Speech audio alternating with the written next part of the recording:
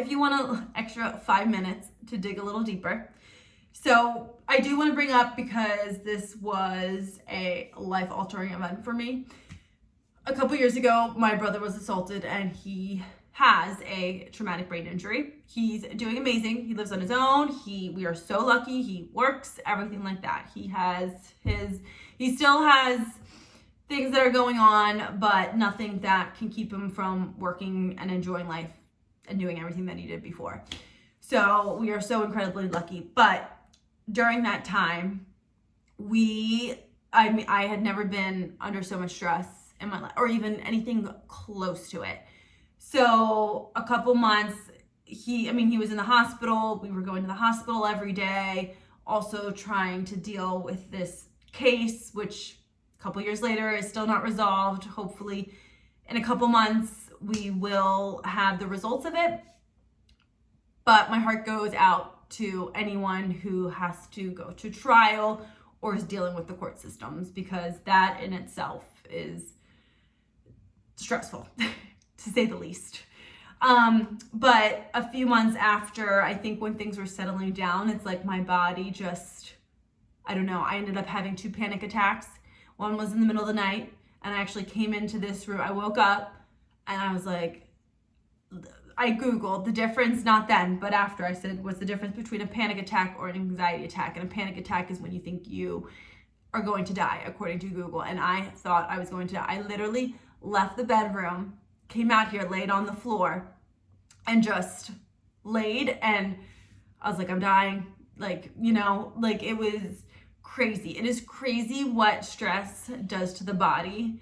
And I do have to say, having my workouts, even though I did not feel like working out during the time when my brother was going through everything and we were traveling back and forth to the hospital, when I did do a workout, and it wasn't the full workout, it was probably just half, it was not good, but just doing those movements and trying to stick to my routine definitely helped me, put me in a better headspace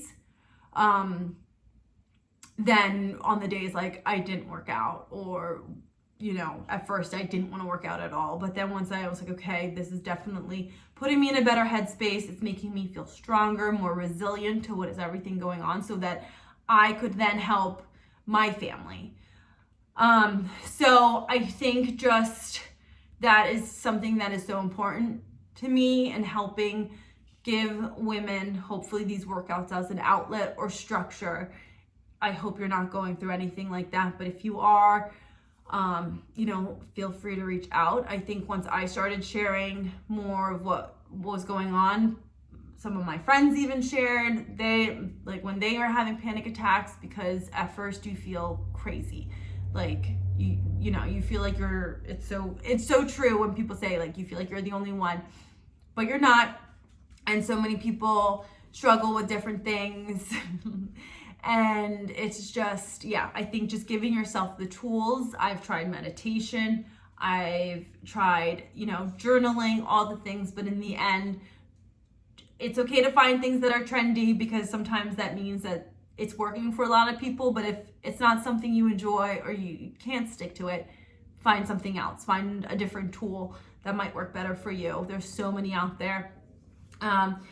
But I think just now, having gone through that experience and also working now to better my health, really doing like gut tests, blood work, because we're all so personalized in what works for us, what doesn't work for us. But I think overall, it's just important to find things you enjoy and just do them.